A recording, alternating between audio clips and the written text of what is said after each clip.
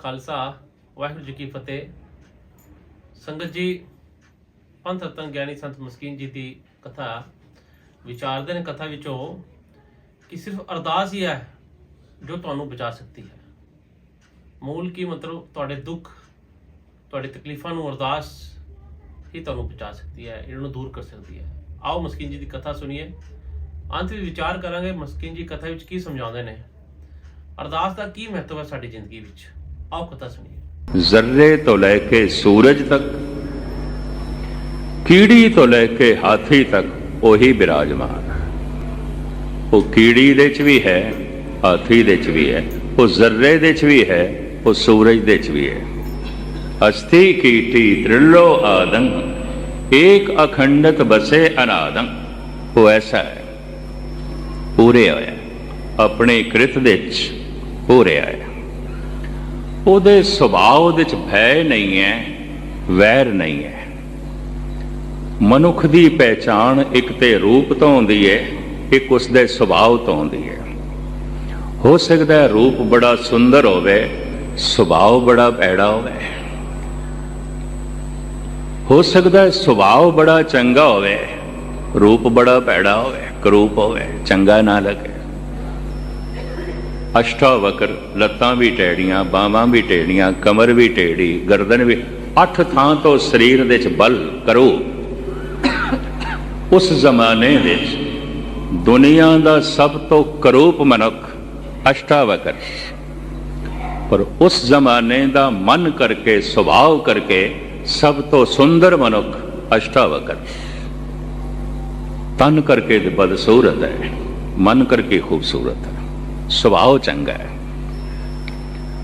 ਤੋ ਇੱਕ ਬੰਦੇ ਦੀ ਪਹਿਚਾਣ ਹੁੰਦੀ ਹੈ ਉਸਦੇ ਰੂਪ ਤੋਂ, ਦੂਜੀ ਪਹਿਚਾਣ ਹੁੰਦੀ ਹੈ ਉਹਦੇ ਸੁਭਾਅ ਤੋਂ। ਪਰਮਾਤਮਾ ਦਾ ਸਰੂਪ ਉਹ ਇੱਕ ਹੈ, ਉਸ ਤੋਂ ਉਤਪਤੀ ਪਾਲਣਾ ਨਾਸ ਹੋ ਰਹੀ ਹੈ, ਜੋ ਕੁਝ ਹੋ ਰਿਹਾ ਹੈ ਉਸੇ ਤੋਂ ਹੋ ਰਿਹਾ ਹੈ। ਉਹ ਸਦੀਵੀ ਹੈ, ਕਾਇਮ ਦਾਇਮ ਹੈ, ਕਰਤਾ ਆਪਣੀ ਕ੍ਰਿਤ ਦੇ ਚ ਪੂਰਿਆ ਹੋਇਆ ਹੈ। ਉਹਦੇ ਸੁਭਾਅ ਦੇ ਚ ਭੈ ਨਹੀਂ ਹੈ, ਵੈਰ ਨਹੀਂ ਹੈ, ਨਿਰਵੈਰ ਹੈ, ਨਿਰਭੈ ਹੈ। ਉਹਦੇ ਅੰਦਰ ਭੈ ਨਹੀਂ ਹੈ, ਵੈਰ ਨਹੀਂ ਹੈ। ਜਿੱਥੇ ਉਹਦੇ ਸੁਭਾਅ ਦੇ ਚ ਭੈ ਨਹੀਂ ਹੈ, ਵੈਰ ਨਹੀਂ ਹੈ, ਉੱਥੇ ਉਸਦੇ ਸੁਭਾਅ ਦੇ ਚ, ਉਹਦੀ ਹੋਂਦ ਦੇ ਚ ਸਮਾਂ ਵੀ ਨਹੀਂ ਹੈ, ਵਕਤ ਵੀ ਨਹੀਂ ਹੈ। ਇਸ ਨੂੰ ਮੈਂ ਖੋਲਾਂ ਤੇ ਮੰਗਲਾ ਚਰਨ ਮੂਲ ਮੰਤਰ ਦੇ 'ਚ ਸਮਾਂ ਲੱਗ ਜਾਏਗਾ, ਉਹਦੇ ਸਮਾਂ ਵੀ ਨਹੀਂ ਹੈ। ਪਰਮਾਤਮਾ 'ਚ ਸਮਾਂ ਨਹੀਂ ਹੈ। ਅਕਾਲ, ਕਾਲ ਸਮੇਂ ਨੂੰ ਕਹਿੰਦੇ ਨੇ, ਵਕਤ ਨੂੰ ਕਹਿੰਦੇ ਨੇ। ਇੱਕ ਨਿੱਕਾ ਜਿਹਾ ਨੁਕਤਾ, ਤਨ ਨੂੰ ਭੱਜਣ ਦੌੜਨ ਵਾਸਤੇ ਅਸਥਾਨ ਚਾਹੀਦਾ ਹੈ, ਜਗ੍ਹਾ ਚਾਹੀਦੀ ਹੈ। ਜਗ੍ਹਾ ਹੀ ਨਹੀਂ ਹੈ, ਮਨੁੱਖ ਕਿੱਥੇ ਬੈਠੇਗਾ? ਜਗ੍ਹਾ ਹੀ ਨਹੀਂ, ਕਿੱਥੇ ਕੰਮ ਕਰੇਗਾ? ਜਗ੍ਹਾ ਹੀ ਨਹੀਂ ਹੈ, ਕਿਵੇਂ ਭੱਜੇਗਾ, ਦੌੜੇਗਾ? ਤਨ ਭੱਜਦਾ ਹੈ, ਦੌੜਦਾ ਹੈ, ਉੱਠਦਾ ਹੈ, ਬੈਠਦਾ ਹੈ, ਕੰਮ ਕਰਦਾ ਹੈ ਸਥਾਨ ਦੇ ਵਿੱਚ। ਮਨ ਭੱਜਦਾ ਹੈ ਸਮੇਂ ਦੇ ਵਿੱਚ। ਇਹਨੂੰ ਸਥਾਨ ਦੀ ਲੋੜ ਨਹੀਂ ਹੈ। ਇੱਥੇ ਬੈਠਿਆ ਬੈਠਿਆ ਵੀ ਮਨ ਦੌੜ ਰਿਹਾ ਹੈ। ਮਨ ਸਮੇਂ ਦੇ ਵਿੱਚ ਦੌੜਦਾ ਹੈ। ਕਿਹੜੇ ਸਮੇਂ 'ਚ ਦੌੜਦਾ ਹੈ? ਗੁਜ਼ਰੇ ਹੋਏ ਸਮੇਂ ਦੀਆਂ ਯਾਦਾਂ 'ਚ ਚਲਾ ਜਾਂਦਾ ਹੈ, ਆਉਣ ਵਾਲੇ ਸਮੇਂ ਦੀ ਚਿੰਤਾ 'ਚ ਚਲਾ ਜਾਂਦਾ ਹੈ। ਮਨੁੱਖ ਕਦੀ ਚਿੰਤਾ 'ਚ ਬੈਠਾ ਹੁੰਦਾ, ਕਦੀ ਯਾਦਾਂ ਦੇ 'ਚ ਡੁੱਬਿਆ ਬੈਠਾ। ਗੁਜ਼ਰੇ ਸਮੇਂ ਦੀਆਂ ਯਾਦਾਂ ਦਾ ਸਿਰ ਤੇ ਬੋਝ, ਆਉਣ ਵਾਲੇ ਸਮੇਂ ਦੀ ਚਿੰਤਾ ਦਾ ਬੋਝ। ਕਿਸੇ ਵਕਤ ਫਿਰ ਖੁਲਾਸਾ। ਪਰਮਾਤਮਾ ਉਹ ਸਮੇਂ ਦੇ 'ਚ, ਉੱਥੇ ਸਮਾਂ ਹੀ ਨਹੀਂ ਹੈ। ਸਮਾਂ ਪਰਮਾਤਮਾ ਕਰਕੇ ਹੈ, ਸਮੇਂ ਕਰਕੇ ਪਰਮਾਤਮਾ ਨਹੀਂ। ਅਸੀਂ ਸਮੇਂ ਕਰਕੇ ਹਾਂ। ਸਾਨੂੰ ਸਮੇਂ ਨੇ ਬਣਾਇਆ ਹੈ, ਸਿਰਫ ਸਮੇਂ ਨੇ ਬਣਾਇਆ ਹੀ ਨਹੀਂ, ਕਾਲ ਨੇ ਬਣਾਇਆ ਨਹੀਂ। ਸਾਨੂੰ ਕਾਲ ਖਾ ਵੀ ਜਾਏਗਾ, ਸਮਾਂ ਖਾ ਵੀ ਜਾਏਗਾ। ਕਾਲ ਪਾਏ ਬ੍ਰਹਮਾ ਬਪਦਰਾ, ਕਾਲ ਪਾਏ ਸ਼ਿਵਜੂ ਅਵਤਰਾ, ਕਾਲ ਪਾਏ ਕਰ ਵਿਸ਼ਨ ਪ੍ਰਗਾਸਾ, ਸਕਲ ਕਾਲ ਕਾ ਕੀਆ ਤੁਮਾ ਸਾਰਾ ਆਕਾਰ। ਤੇ ਸੰਸਾਰ ਕਾਲ ਦਾ ਤਮਾਸ਼ਾ ਹੈ, ਸਮੇਂ ਦਾ ਤਮਾਸ਼ਾ ਹੈ। ਜੋ ਸਮੇਂ 'ਚ ਬਣਿਆ ਸਮਾਂ ਮਿਟਾ ਦੇਗਾ, ਜੋ ਸਮੇਂ ਦੇ 'ਚ ਆਇਆ ਹੈ ਸਮਾਂ ਉਸ ਨੂੰ ਰੁਖਸਤ ਕਰ ਦੇਗਾ, ਜੋ ਸਮੇਂ ਦੇ 'ਚ ਬਣਿਆ ਸਮਾਂ ਉਸ ਨੂੰ ਮਿਟਾ ਦੇਗਾ। ਉਹ ਸਮੇਂ ਕਰਕੇ ਨਹੀਂ ਹੈ ਪਰਮਾਤਮਾ, ਪਰਮਾਤਮਾ ਕਰਕੇ ਸਮਾਂ। ਇਸ ਵਾਸਤੇ ਅਕਾਲ। ਕੋਈ ਇਹ ਨਾ ਸਮਝੇ ਕਲਪਨਾ ਮਾਤਰ ਹੈ, ਮੂਰਤੀਮਾਨ ਹੈ। ਮੂਰਤ ਹੈ। ਤੇ ਮੂਰਤ ਤੋਂ ਮੁਰਾਦ ਫਿਰ ਇੱਕਦਮ ਬਣ ਜਾਏ, ਕਿਸੇ ਨੇ ਘੜਿਆ ਹੋਵੇਗਾ, ਕਿਸੇ ਤੋਂ ਜੰਮਿਆ ਹੋਵੇਗਾ। ਇੱਕਦਮ ਸਤਿਗੁਰੂ ਕਹਿੰਦੇ ਨੇ ਅਜੋ ਨਹੀਂ, ਜੰਮਿਆ ਨਹੀਂ।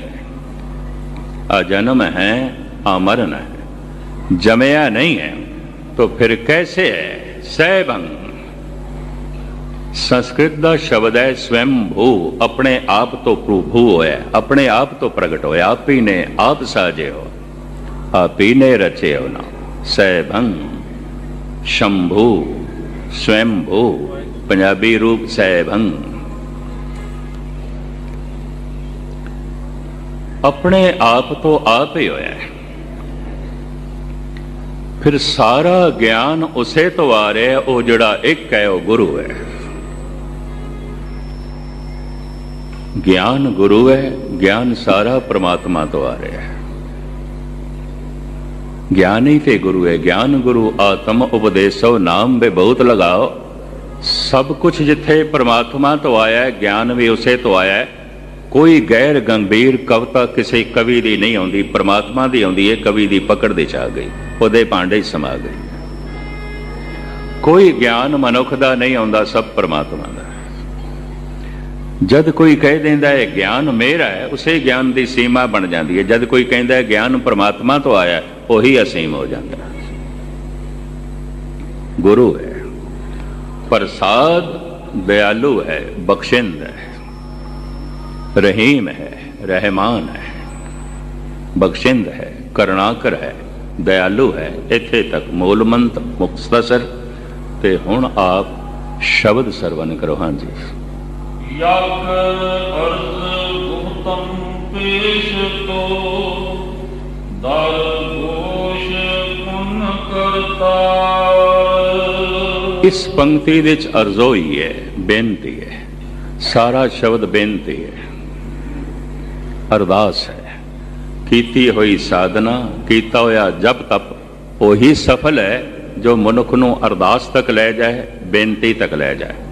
कुछ धर्म तो ऐसे ने जैसे ईसाई भी चर्च क्यों जा रहे हो, प्रेयर करने जा रहे हैं, अरदास करने जा रहे हैं, सिर्फ अरदास करने जा रहे हैं।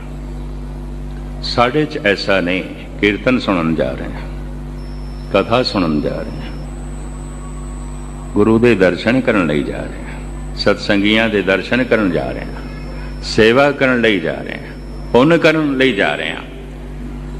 ये सब कुछ कीता होया पुन, सुनिया होया कीर्तन, सुनी हुई कथा, इसका फल की है? अंदरों अरदास का निकलना। वो अरदास फिर व्यर्थ नहीं जाती। बिरथी कदे ना होवई जन की अरदास। ये कदों निकलती है? जप कर करके निकलती है, कीर्तन सुन सुन के निकलती है, कथा सुन सुन के निकलती है, पाठ कर करके निकलती है। उंज नहीं निकलेगी।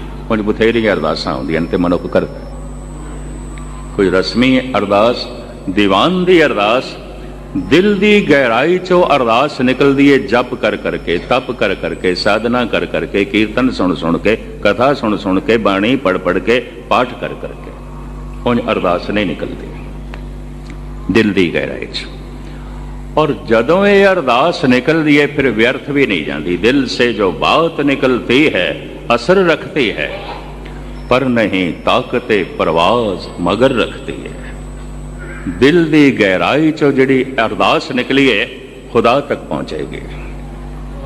इसे नूं गुरबाणी कहती है, बिरथी कदे ना होवई जन की अरदास। सारे शब्द विच एक अरदास है। यक अर्ज असी अरदास कहने आ, परशियन दे कहते ने अर्जोई करने, अर्ज करने, अर्ज करने, अर्जोई है। संस्कृत दे हिंदी च कहते ने प्रार्थना करनी है, प्रार्थना करनी है। फारसी च कहते ने अर्ज करनी है, अर्जोई करनी है। गुरु नानक ने एक शब्द नूं जन्म दिता है, अरदास करनी है। ते अरदास दे जो मैं अर्थ समझे ने ते पढ़े ने, अर्जे दाश्त हथ जोड़ के अर्जोई करने, दस्त बस्ता हथां नूं जोड़ के अर्जोई करने, बेनती करनी, प्रार्थना करने। सतगुरु कहते ने यक अर्ज, एक मेरी अर्जोई, एक मेरी प्रार्थना, एक मेरी अरदास। यक अर्ज गुफ्तम पेश तो दर गोश कुन करतार। गोश कन्ना नूं कहंदे ने। ऐ करतार, जे तू कंन ला के सुने। मनुख जिथे आउंदा है उत्थे ही उसदे कंन आउंदे ने। घर दे च बैठीए मां ते सानू कुछ सुनाना चाहे नहीं सुन सकते, क्योंकि असीं जिथे बैठे हैं कंन उत्थे ही ने। जिथों सानू सुनाया जा रहा उत्थे साडे कंन कोई नहीं। मनुख जिथे आउंदा है उसदियां इंद्रियां उत्थे ही आउंदियां, उसदी जबान उत्थे ही आउंदी है, उसदियां अखां उत्थे ही आउंदियां। जिथे है उत्थे ते वेख सकदा है, जिथे नहीं है नहीं वेख सकदा। जिथे है सुन सकदा है, जिथे नहीं है नहीं सुन सकदा। मनुख जिथे है उहदे ज्ञान ते जद व्यापक है तो उहदा सुनना भी व्यापक है। किसे थां भी अरज़ोई कीती जा सकती, किसे थां। परमात्मा व्यापक है, उहदा वेखना भी व्यापक है। पेखत सुनत सदा है संगे, मैं मूर्ख जानिया दूरी रे। हे प्रभु तू कन कर भाव सुन। हे करतार, हे सृष्टि दे रचनहारे, एक अरज़ोई, एक बेनती है। फिर अगलियां पंक्तियां च जिस दे अगों बेनती कर रहे हैं उसकी महिमा बयान कर देना। हाँ जी। हक्का कबीर करीम तू बेऐब परवरदिगार। पर्शियन दे च, अरबी दे च सच नूं हक कहंदे ने। हक, जैसे भाई साहब भाई नंद लाल कहंदे ने, हक हक अंदेश गुरु गोबिंद सिंह बादशाह दरवेश। गुरु गोबिंद सिंह ऐ कलगीधर तुसी ते हक हो, भाव सच हो। हकीकत सचाई, हक सच। पर्शियन दे च, अरबी दे च सच लई जिहड़ा शब्द है वह है हक। सतगुरु कहंदे ने हक्का ऐ सच्चे, हक्का ऐ सच्चे। हक्का कबीर, कबीर कहते हैं बजुर्ग नूं, वड्डे नूं, पुराणे नूं। पुरानी चीज़ नूं कबीर कह देंदे ने। बुजुर्ग बुढ़े मनुख नूं भी कबीर कह देंदे ने। संत फकीर नूं भी कबीर कह देंदे ने। और परमात्मा नूं भी कबीर कहंदे ने। वड्डा है, बुजुर्ग है, कदीमी है। एक कबीर लफ्ज़ फारसी का भी है और अरबी का भी है। अरबी च भी कबीर कहते ने, पर्शियन दे च भी कबीर कहते ने वड्डे नूं। हे हक्का, हे सच दे स्वरूप, हे सच्चे, हे सब तो वड्डे। हक्का कबीर करीम तू, बख्शिंदे तू। तेरे सुभाव विच दया ही दया है, तेरे सुभाव विच रहमत ही रहमत है, बख्शिश ही बख्शिश है। हक्का कबीर करीम तू, बेऐद परवरदिगार ऐ पालनहारे। तू निर्विकार है, तेरे च कोई ऐब नहीं। तू निर्विकार है, निर्मल है, अति निर्मल है, अति निर्मल है, निर्विकार है और सृष्टि का करनहार है। तू हक है, तू कबीर है। इस तरह मेरे पातशाह उस प्रभु की अरदास विच जो है महिमा गायन कर रहे हैं। हाँ जी। दुनिया मुकामे फानी, तहकीक दिल दानी। हे प्रभु, मैं ते अपने दिल नूं समझाना, ये जगत फानी है, नासवंत है। तू हक्का है, जगत ते झूठ है, छाया है। तू कबीर है, ये सब कुछ ते तुच्छ है, बेमैनी है। दुनिया मुकामे फानी, ये जो टिके होया जगत दिसदा पे है ते मिट जाएगा, ये फानी है, नासवंत है। ऐ मेरे दिल तू ऐसा जान, हे प्रभु, हे करीम, हे हक्का। मैं अपने दिल नूं ऐसा समझा रहा, ऐसा कह रहा, सब कुछ नासमंत है। किसी वक्त खुलासा करांगा, धर्म दा, प्रभु दा सारा ज्ञान मौत दे ज्ञान तो आरंभ होंदा है। लोभ, वासना, हंकार सारा जीवन दी लालसा तो शुरू होंदा है। जितनी जीवन दी लालसा उतना हंकारी, जितनी जीवन दी लालसा उतना लोभी, जितनी जीवन की लालसा उतना वासना दे च ग्रसिया होया, जितना मौत का ज्ञान उतना बैरागी, जितना मौत का ज्ञान उतना सतवादी, जितना मौत का ज्ञान उतना आत्मदर्शी। धर्म का ज्ञान शुरू होता है मौत के ज्ञान तो सतगुरु कहते हैं मैं दिल नूं समझा रहा, सब नासवंत है, सब कुछ मिट जाता है, सब कुछ खत्म हो जाता है। ऐ मेरे दिल ये सच करके जान, ये मैं चंगी तरह तहकीकात करके वेख लिया, छानबीन करके देखा, सब कुछ नासवंत है, सब कुछ नासवंत है। ऐ मेरे दिल सच्चा जान केवल उसनों, वड्डा जान केवल उस परिपूर्ण परमात्मा नो। हाँ जी। मानसर होए अजराइल गिरफ्ता है, दिल हेज नादानी। साडे देश दे कहंदे ने धर्मराज, मौत दा देवता धर्मराज। इस्लाम दे मौत दा देवता है अजराइल, उन्होंने फरिश्ता कहते हैं अजराइल। मूहे कहते हैं केसां नूं, वालां नूं। उस धर्मराज ने, उस मौत दे देवते ने हर एक दे केसां नूं पकड़िया, हर एक दे केस सिर दे ओदे हथ दे च ने। साहिब कहते हैं मेरे केस भी, मेरे वाल भी उसके हथ। मम मम मैं, मेरे शब्द अपने ते लेंदे। गुरु नानक च खूबी है, बहुत वड्डी खूबी है। बहुत वड्डे गुणां दा जिक्र करना है, दूजियां नूं अगे कर देंदे ने। कमजोरी दा जिक्र करना है, किधरे अवगुणां दा जिक्र करना है, फिर अपने नूं अगे कर देंदे ने। कहो नानक हम नीच करमा, शरण परे की राखो शर्मा। दूजे नूं नीच कह के उस वड्डे दा उपदेश देना, ये तो सारी जगत दुनिया कर दी है। अपने आप नूं नीच कह के उस वड्डे दी गल जगत दी झोली दे पानी ते अपने आप नूं कुछ ना जनाना, ये सिर्फ गुरु नानक दे घर दी महिमा है। ये सिर्फ इसे ही दर दी जो है महिमा। मेरे केसां नूं उस अजराइल फरिश्ते ने जो है पकड़िया होया है। हे मेरे दिल ये सच करके जा, पर कीता की जाए दिल नादान है, नहीं समझदा, नहीं मनदा। रोज साल दे साल जन्म दिन मनाई जाता है, मरण दिन नूं ते मनदा ही नहीं है। नादान है, नहीं मनदा। जन्म ते हो गया छड़, मरण नूं मन। जन्म ते हो गया भुल, मौत नूं चेते कर। ये नहीं करता, ये तो जन्म नूं चेते करता है।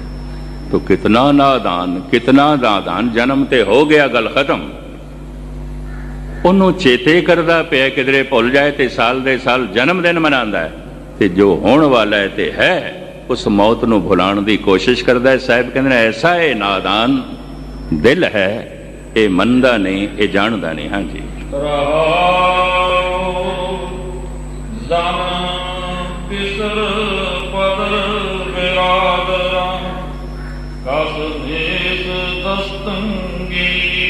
हिंदी संस्कृत का जन शब्द होवे ते इहदे अर्थ बनते ने आदमी। फारसी का जन शब्द है, इहदे अर्थ बनते ने इस्त्री। इस जन नूं अर्थां दे रूप च लेना है जन, इस्त्री। पदर लिखत दे च पदर है, उच्चारण ईरान, अफगानिस्तान, तुर्कमेनिस्तान दे च बलोचिस्तान दे च पिदर है। पिता पीटर पिदर प्यो नूं कहंदे ने। पीटर पिता और पिदर, ये तिन्ने शब्द बड़े नेड़े ने। इंग्लिश का, फारसी का, हिंदी का बहुत नेड़े है, बड़े निकटवर्ती शब्द ने। इत्थे लिखत च है पदर। किधरे किधरे इलाके खास करके जिमें शहर की एक पंजाबी आती है, पिंडां च भी बोली जाती है पंजाबी। शहरी हिंदी आती है, पिंडां दे च भी बोली जाती है हिंदी। शहर की बंगाली आती है, पिंडां दे च बोली जाती है बंगाली। शहर की बंगाली पिंडां की बंगाली नाल मेल नहीं खाती। इस तरह पर्शियन बारे भी है। साहिब इत्थे कहंदे ने इस्त्री, पिता, पुत्र, ये जो संबंधी ने और ये जड़े भरा ने, ये जड़े मित्र ने, जिन्हें समाजिक संबंध ने, किसी ने तेरी बांह नहीं पकड़नी, दस्त हाथ, किसी ने तेरा सहारा नहीं बनना। एक एक करके तू देख लेगा, मैं बेसहारा हो गया मां तो, मैं बेसहारा हो गया पिता तो, मैं बेसहारा हो गया पुत्रा तो, मैं बेसहारा हो गया भरावां तो, मैं बेसहारा हो गया मित्रां तो। सारियां तो बेसहारा होके जे तू उस एक दा सहारा पकड़ना है तो शुरू तो पहले ही उसका सहारा पकड़ ले, कदी बेआसरा होवेगा ही नहीं, बेसहारा होवेगा ही नहीं। बेसहारा होके उसका की आसरा पकड़ना, पहले ही उसका सहारा पकड़। नहीं रही मां ते कोई गल नहीं, तेरा सहारा बनया होया, नहीं रहा पिता ते ना सही सहारा तेरा बनया होया। क्योंकि पिता अज है, कल नहीं हो सकता, वो सदैवी है, वो हक्का है, वो ते सच है, वो ते सदैवी है।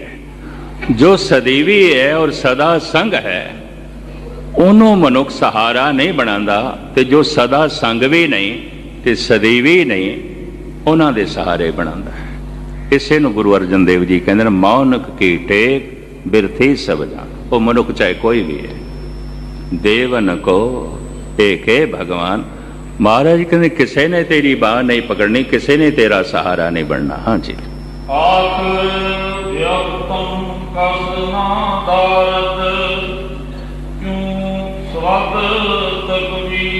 पर जब इस्थों गफन रुखसत होवेगा ते तकबीर जनाजे दी नमाज जो कब्रिस्तान ते पढ़ते ने, फातिया पढ़ के नमाज पढ़ते हैं, उन्होंने जिमें साढ़े वापस आके या शमशान घाट से कीर्तन सोहला पढ़ते हैं, ये तकबीर जनाजे की नमाज पढ़ते हैं।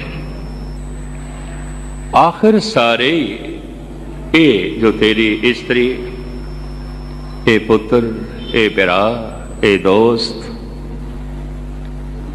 ये जनाजे की जमात वध तो वध जनाजे की जो है नमाज पढ़ के आ जाएंगे, बस इन्ना ही करेंगे, कीर्तन सोहला ही पढ़ के आएंगे और कुछ नहीं कर सकते, कुछ भी नहीं कर सकते।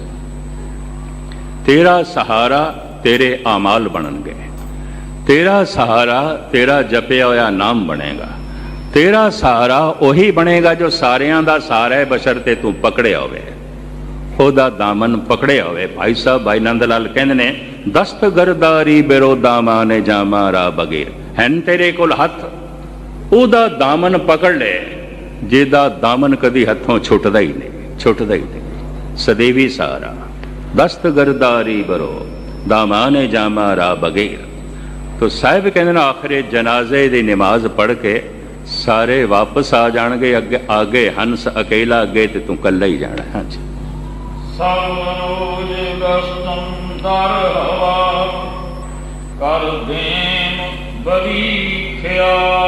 अर्ज होई हे प्रभु दिन ते रात माड़े ख्यालों च मेरा मन रहिंदा है, ते सिर्फ ख्यालों च नहीं, विचारां च नहीं, कदी कदी उन्होंने कृत भी दे देंदे आ, बदियां भी करते हैं, कदी कदी बदियां बारे मन सोचता रहिंदा है। हे प्रभु कदियां कदी ये तन बदियां कर बैठदा है। एक नुकता चेते रखना, चोर दे विचारां दे चोरी हर वक्त होंदी है, कृत दे उदों प्रगट होंदी है जदों उसनूं मौका मिल जाए। कठोरता कठोर मनुख दे विचारां च हर वक्त होंदी है, प्रगट उदों होंदी है जद मौका मिल जाए। दुराचार दुराचारी दे विचारां च हर वक्त होंदा है, पर दुराचार करन दे सफल उत्थे होंदा है जिथे उसनूं मौका मिल जाए, वक्त मिल जाए। इसी तरीके नाल सदाचार, रहम दिली, भाईचारा, मिठास ते दया संत दे अंदर हर वक्त होंदी है, कृत दे च उदों प्रगट होंदी है जिथे लोड़ पै जाए, बे इत्थे हुण दया नूं कृत देनी है, लोड़ पै गई है। वो जो विचारां च दया चल रही सी, हुण सिर्फ विचारां च ना चले, हुण कृत देनी है, कुछ करना है। ਸੰਤ ਦੇ ਵਿਚਾਰਾਂ 'ਚ ਦਇਆ ਤੇ ਹਰ ਵਕਤ ਚੱਲਦੀ ਹੈ। ਕ੍ਰਿਤ ਦੇ 'ਚ ਉਦੋਂ ਪ੍ਰਗਟ ਆਉਂਦੀ ਹੈ ਜਿੱਥੇ ਲੋੜ ਪੈ ਜਾਏ। ਦੂਸਰਾ ਨੁਕਤਾ ਧਿਆਨ ਨਾਲ ਸੁਣਨਾ, ਚੋਰ ਦੇ ਵਿਚਾਰਾਂ 'ਚ ਚੋਰੀ ਤੇ ਹਰ ਵਕਤ ਚੱਲਦੀ ਹੈ। ਕ੍ਰਿਤ ਦੇ 'ਚ ਉਦੋਂ ਪ੍ਰਗਟ ਆਉਂਦੀ ਹੈ ਜਿੱਥੇ ਮੌਕਾ ਮਿਲ ਜਾਏ। ਕਠੋਰ ਦੇ ਵਿਚਾਰਾਂ 'ਚ ਕਠੋਰਤਾ ਤੇ ਹਰ ਵਕਤ ਚੱਲਦੀ ਹੈ। ਕ੍ਰਿਤ ਦੇ 'ਚ ਉਦੋਂ ਪ੍ਰਗਟ ਆਉਂਦੀ ਹੈ ਜਿੱਥੇ ਮੌਕਾ ਮਿਲ ਜਾਏ। ਸੰਤ ਦੇ ਵਿਚਾਰਾਂ 'ਚ ਦਇਆ ਤੇ ਹਰ ਵਕਤ ਚੱਲਦੀ ਹੈ, ਰਹਿਮ ਦਿਲੀ ਤੇ ਹਰ ਵਕਤ ਚੱਲਦੀ ਹੈ, ਵਿਸ਼ਾਲਤਾ ਤੇ ਹਰ ਵਕਤ ਚੱਲਦੀ ਹੈ, ਪੁੰਨ ਤੇ ਹਰ ਵਕਤ ਚੱਲਦਾ ਹੈ, ਸਦਾਚਾਰ ਤੇ ਹਰ ਵਕਤ ਚੱਲਦਾ ਹੈ। ਪਰ ਕ੍ਰਿਤ ਦੇ 'ਚ ਉਦੋਂ ਪ੍ਰਗਟ ਹੁੰਦਾ ਹੈ, ਤਨ ਦੇ ਤਲ ਤੇ ਉਦੋਂ ਪ੍ਰਗਟ ਹੁੰਦਾ ਹੈ ਜਿੱਥੇ ਲੋੜ ਪੈ ਜਾਏ, ਜਿਹਦੇ ਦੇਖਦਾ ਹਾਂ ਇੱਥੇ ਲੋੜ ਹੈ। ਸਾਹਿਬ ਕਹਿੰਦੇ ਦਿਨ ਰਾਤ ਵਿਚਾਰਾਂ ਦੇ 'ਚ ਖਿਆਲਾਂ ਦੇ 'ਚ ਬਦੀ ਕਦੀ ਕਦੀ ਕ੍ਰਿਤ ਦੇ 'ਚ ਵੀ ਪ੍ਰਗਟ ਹੋ ਜਾਂਦੀ ਹੈ, ਹੇ ਪ੍ਰਭੂ ਮੈਂ ਐਸਾ ਹਾਂ, ਮੇਰਾ ਮਨ ਐਸਾ ਹੈ, ਮੇਰਾ ਤਨ ਐਸਾ ਹੈ। ਪਰਮਾਤਮਾ ਦੇ ਅੱਗੋਂ ਆਪਣੇ ਗੁਣ ਨਹੀਂ ਰੱਖੇ ਜਾ ਰਹੇ, ਅਰਦਾਸ ਦੇ 'ਚ ਜੋਦੜੀ 'ਚ ਔਗੁਣ ਰੱਖੇ ਜਾ ਰਹੇ ਨੇ। ਹਾਂਜੀ, ਗਾਹੇ ਨਾਮੇ ਕੀ ਕਾਰ ਕਰਦਮ ਮਾਮੀ ਕੀ ਅਹਵਾਲ। ਨੇਕੀਆਂ ਨੂੰ ਤੇ ਮੈਂ ਪਕੜਨ ਦੀ ਕੋਸ਼ਿਸ਼ ਨਹੀਂ ਕਰਦਾ, ਹੇ ਪ੍ਰਭੂ ਮੇਰਾ ਹਾਲ ਕੀ ਹੋਣਾ ਹੈ, ਮੇਰੀ ਦਸ਼ਾ ਕੀ ਹੋਣੀ ਹੈ, ਮੇਰੇ ਨਾਲ ਤੂੰ ਕੀ ਫੈਸਲਾ ਕਰੇਗਾ। ਥਰ ਹਰ ਕੰਪੇ ਬਾਲਾ ਜੀਓ, ਨਾ ਜਾਣਾ ਕਿਆ ਕਰਸੀ ਪਿਓ। ਕਿਉਂਕਿ ਨੇਕੀਆਂ ਨੂੰ ਤਾਂ ਮੈਂ ਪਕੜਨ ਦੀ ਕੋਸ਼ਿਸ਼ ਨਹੀਂ ਕਰਦਾ, ਉਹਨਾਂ ਦੇ ਤੇ ਮੈਂ ਹੱਥ ਹੀ ਨਹੀਂ ਪਾਉਂਦਾ। ਹੇ ਪ੍ਰਭੂ ਪਤਾ ਨਹੀਂ, ਹੇ ਖੁਦਾ ਪਤਾ ਨਹੀਂ ਮੇਰਾ ਕੀ ਹਾਲ ਹੋਣਾ। ਹਾਂਜੀ, ਬਲ ਬਹੁਤ ਹਮ ਜੋ ਬਖੀਲ ਗਾਫਲ। ਆਖਰੀ ਪੰਕਤੀਆਂ, ਬਦਬਖਤ ਹਮ ਚੂੰ ਬਖੀਲ ਗਾਫਲ ਬੇਨਜ਼ਰ ਬੇਬਾਕ, ਨਾਨਕ ਭਗੋਇਦ ਜਨ ਤੋਰਾ ਤੇਰੇ ਚਾਕਰਾਂ ਪਾਖਾ। ਬਦਬਖਤ, हे ਪ੍ਰਭੂ ਮੈਂ ਚੰਗੀ ਕਿਸਮਤ ਵਾਲਾ ਵੀ ਨਹੀਂ ਹਾਂ। ਇੱਕ ਨੁਕਤਾ ਬਿਆਨ ਕਰਕੇ ਮੈਂ ਸਮਾਪਤੀ ਕਰਾਂ। ਸ਼ੇਖ ਸਾਦੀ ਸਾਹਿਬ ਕਹਿੰਦੇ ਨੇ ਬਦਬਖਤ ਕੌਣ ਹੈ? ਕਹਿੰਦਾ ਮੈਂ ਨਜੂਮੀ ਤੇ ਨਹੀਂ ਹਾਂ, ਜੋਤਸ਼ੀ ਤੇ ਨਹੀਂ ਹਾਂ, ਪਰ ਮੈਂ ਦੱਸ ਸਕਦਾ ਬਦਬਖਤ ਕੌਣ ਹੈ।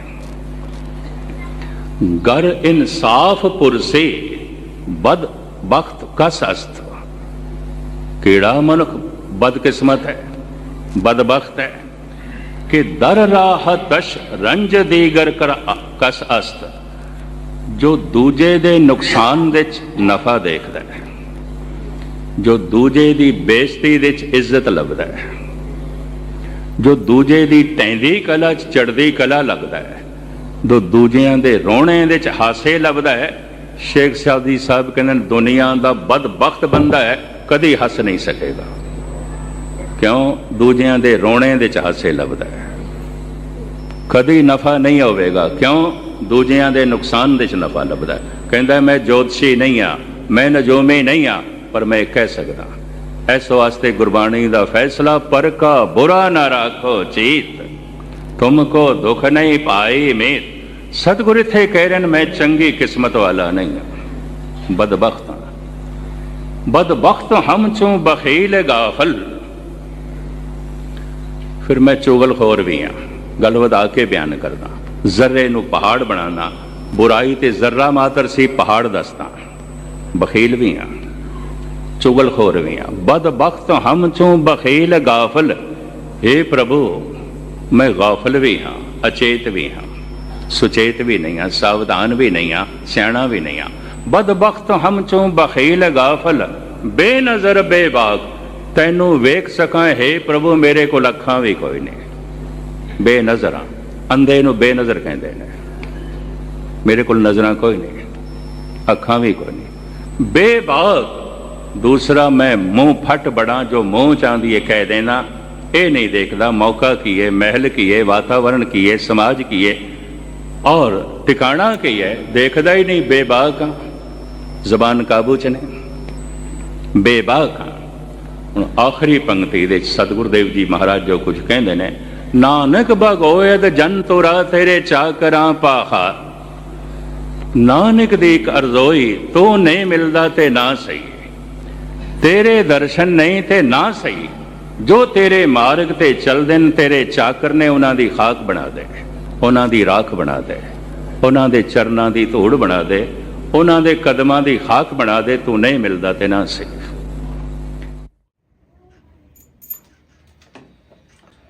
ਸੰਗਤ ਜੀ, ਮਸਕੀਨ ਜੀ ਕਥਾ ਵਿੱਚ ਵਿਚਾਰਦੇ ਨੇ ਕਿ ਅਰਦਾਸ, ਅੰਦਰੋਂ ਨਿਕਲੀ ਹੋਈ ਅਰਦਾਸ, ਮਨ ਤੋਂ ਨਿਕਲੀ ਹੋਈ ਅਰਦਾਸ ਉਹ ਕਿਸ ਤਰ੍ਹਾਂ ਨਿਕਲਦੀ ਹੈ, ਉਸ ਵਾਸਤੇ ਸਾਨੂੰ ਕੀ ਕਰਨਾ ਪਏਗਾ। ਮਸਕੀਨ ਜੀ ਵਿਚਾਰਦੇ ਨੇ ਕਿ ਜਿਹੜਾ ਇਨਸਾਨ ਮਨੁੱਖ ਬਾਣੀ ਸੁਣਦਾ ਹੈ, ਬਾਣੀ ਪੜ੍ਹਦਾ ਹੈ, ਗੁਰਦੁਆਰੇ ਜਾਂਦਾ ਹੈ, ਸਿਮਰਨ ਕਰਦਾ ਹੈ, ਉਹੀਓ ਉਸਦੀ ਅਰਦਾਸ ਮਨ ਤੋਂ ਨਿਕਲੇਗੀ। ਉਹੀ ਅਰਦਾਸ ਹੈ ਜੋ ਤੁਹਾਡੀ ਮਨ ਤੋਂ ਨਿਕਲੇਗੀ ਤੇ ਉਹ ਅਰਦਾਸ ਤੁਹਾਡੀ ਪੂਰੀ ਹੋਏਗੀ, ਤੁਹਾਡੇ ਦੁੱਖ ਕੱਟੇਗੀ।